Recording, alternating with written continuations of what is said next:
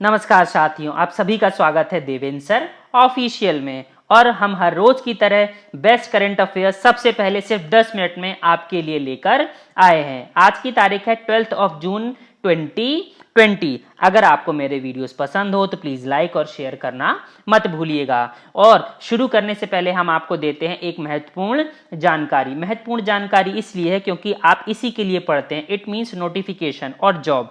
तो आईबीपीएस के द्वारा कुछ वैकेंसीज जो हैं वो जारी की गई हैं। आप देख सकते हैं professor, associate professor, assistant professor, mainly ये टेक्निकल जो एजुकेशन है उससे संबंधित वैकेंसीज हैं। अगर आपने बी टेक किया हुआ है और भी काफ़ी सारी चीज़ें हैं, आप नोटिफिकेशन में डिटेल में मेरे टेलीग्राम में, व्हाट्सएप में, ग्रुप में देख सकते हैं। अगर आपने ज्वाइन नहीं किया है तो डिस्क्रिप्शन में जाकर ज्वाइन कर लीजिए। इस नोटिफिकेशन की ऑनलाइन रजिस्ट्रेशन की तारीख है 10 से लेकर 30 जून 2020। तो हम शुरू करते हैं आज के अपने करंट अफेयर्स। आज का हमारा पहला प्रश्न है, क्यूएस वर्ल्ड यूनिवर्सिटी रैंकिंग 2021 की शीर्ष 500 यूनिवर्सिटीज में से कितने भारतीय संस्थान जगह बना पाए हैं? तो भाई दुनिया की 500 बेस्ट यूनिवर्सिटीज में से भारत देश की सिर्फ 8 यूनिवर्सिटियां ही जगह बना पाई हैं। आपको पता होगा यह क्यूएस वर्ल्ड यूनिवर्सिटी रैंकिंग हर साल जारी की जाती है। और ये जो 8 यूनिवर्सिटीज हैं उनमें आप उन 8 यूनिवर्सिटीज के नाम देख सकते हैं, जिसमें भारत की ओर से टॉप किया है, 172 नंबर पर आई है ये आईआईटी बॉम्बे। इसके अलावा एक और है, ये हमारी सबसे महत्वपूर्ण यूनिवर्सिटी जिसका मैं जिक्र भी करता रहता हूं, वो है IISc Bangalore, Indian Institute of sciences. इसके अलावा आईआईटी दिल्ली, मद्रास, खड़गपुर, कानपुर, रुड़की और गुवाहाटी आती हैं। तो बहुत महत्वपूर्ण हो जाती है ये क्यूएस क्या है, वर्ल्ड यूनिवर्सिटी रैंकिंग। 6 मैट्रिक्स पर आधारित होती है, इसको आप पढ़ सकते हैं। और जो वर्ल्ड की जो लिस्ट है वो आपके सामने है। फर्स्ट नंबर पर आई है MIT Massachusetts institute of technology, second number पर है स्टैनफोर्ड और थर्ड नंबर पर है हार्वर्ड यूनिवर्सिटी। तो आप देख सकते हैं लिस्ट, यह क्यूएस यूनिवर्सिटीज 2020। हम चलते हैं अगले प्रश्न की तरफ। हमारे पास अगला प्रश्न है, भारत में एशियाई शेरों की आबादी में रिकॉर्ड कितने प्रतिशत की वृद्धि दर्ज की गई है? तो भाई गत 5 सालों में 2015 से लेकर 2020 में 29% की ग्रोथ देखी गई है लॉयन की पॉपुलेशंस में। 2015 में थी 523 और अब बढ़कर हो गई है 674। आपको पता है वेस्टर्न गुजरात में पाया जाता है गिर सेंचुरी, वहीं पर यह क्या है, एशियाटिक लॉयन पाए जाते हैं। गुजरात सरकार के द्वारा ये जो आंकड़े हैं वो बताए गए हैं।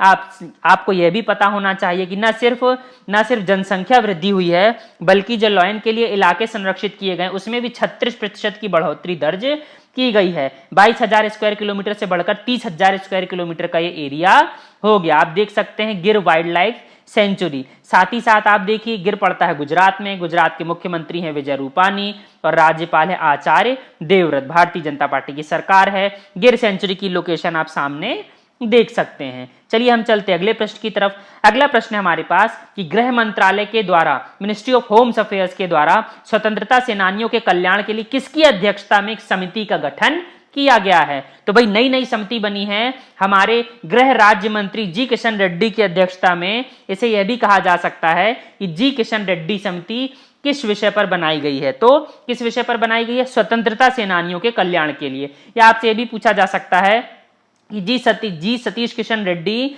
का निर्माण किस मंत्रालय के द्वारा किया गया? तो गृह मंत्रालय के द्वारा किया गया है। इसमें जो मेन जो मंत्री हैं वो तो आपको दिख रहे हैं, जे किशन रेड्डी। साथ ही साथ 9 अन्य प्रख्यात स्वतंत्रता सेनानियों को भी इसमें सदस्य के रूप में शामिल किया गया है। इसमें सबसे महत्वपूर्ण नाम है स्वतंत्रता सेनानियों में, गुजरात से पूर्व विधायक आते हैं, एक्स एमएलए दिनाकर भाई देसाई। इन्होंने 1942 के भारत छोड़ो आंदोलन में भी भाग लिया था। देखिए कितने महत्वपूर्ण व्यक्ति हैं जिन्होंने भारत देश को आजाद कराया। वो आज भी अपना क्या है, योगदान भारत देश को दे रहे हैं। आप भी सोचिए कि आप कैसे अपना योगदान इस देश को दे सकते हैं, है ना? तो बहुत महत्वपूर्ण हो जाता है। आपको पता है केंद्रीय गृह मंत्री हैं भारत देश के अमित शाह। ये रहे जी किशन रेड्डी। ये रहे हमारे क्या सरकार में हाल फिलहाल में नरेंद्र मोदी के बाद दूसरे नंबर के व्यक्ति, इट मींस भारत देश के गृह मंत्री अमित शाह। ये आप देख सकते हैं आपका मिनिस्ट्री ऑफ होम अफेयर्स का लोगो, भारत सरकार।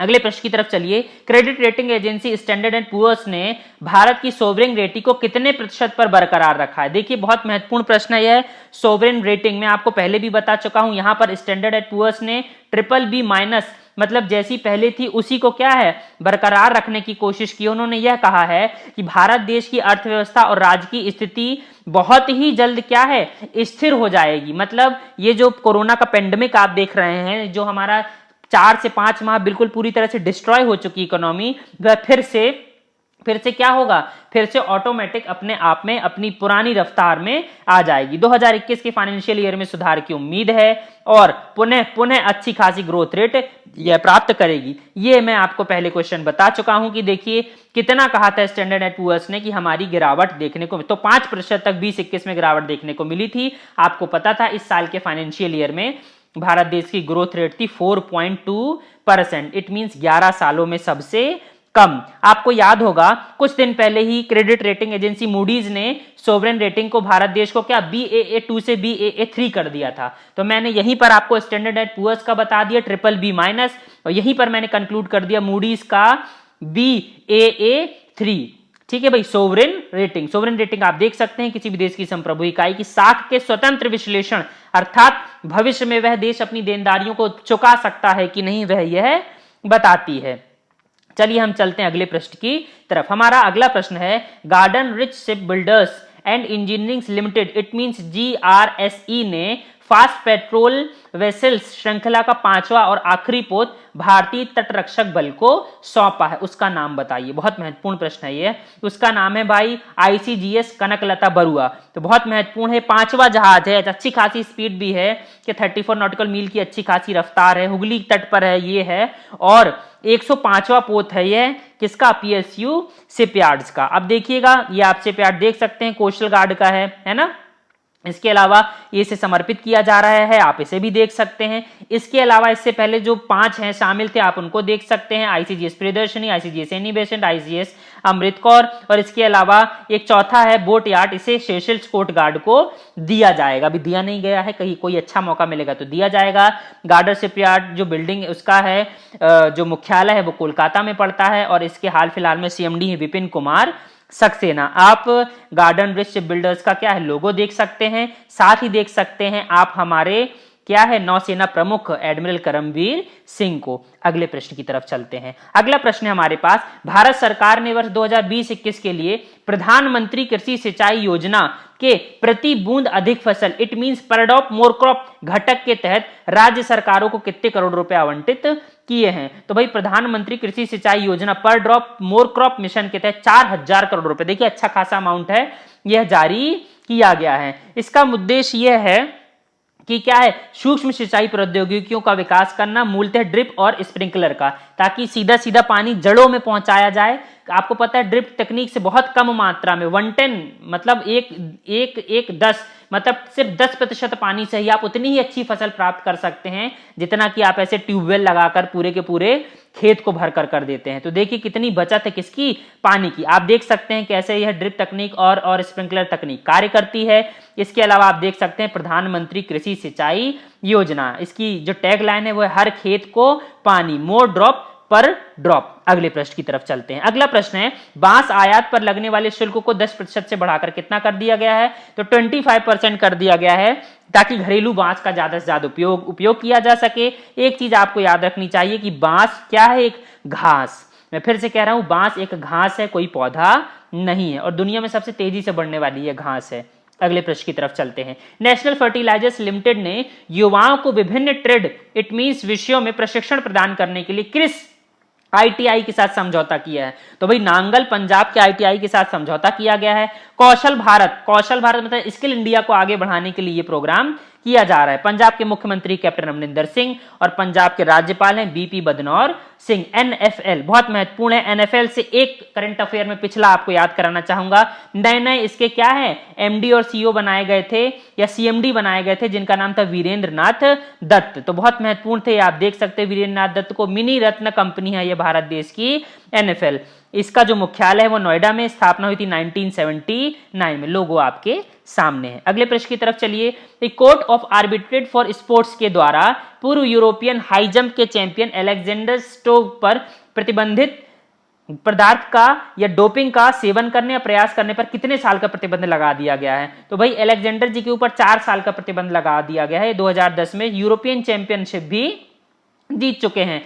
CAS का जो मुख्यालय है वो लोजेन में है और हाल फिलहाल में इसके अध्यक्ष हैं, कौन है, कालोरी मेलिन वाउड। ठीक है, आप देख सकते हैं हमारे स्पोर्ट्स खिलाड़ी को, साथ में CAS का जो हेडक्वार्टर है उसको। अगले प्रश्न की तरफ चलिए। किस देश के राष्ट्रपति पियरे कुरुंजीजा का हाल ही में निधन हो गया? तो भाई बरूंडी के राष्ट्रपति थे, अभी बिल्कुल सत्ता छोड़ने वाले थे और इसी समय पर इनका निधन हो गया। बरूंडी की राजधानी टिगेरा और बरूंडी की मुद्रा है बरूंडियन फ्रैंक। आप देख सकते हैं राष्ट्रपति महोदय को, जो जिनकी मृत्यु हो चुकी है, और स्थिति आप देख सकते हैं अफ्रीका के बिल्कुल बीचों बीच, हॉर्न ऑफ अफ्रीका के पास में। अगला प्रश्न है कि प्रीतम सिंह किस जगह के क्या थे? पूर्व डायरेक्टर थे। तो Pritam Singh IIM Indian Institute of Management Lucknow के क्या थे?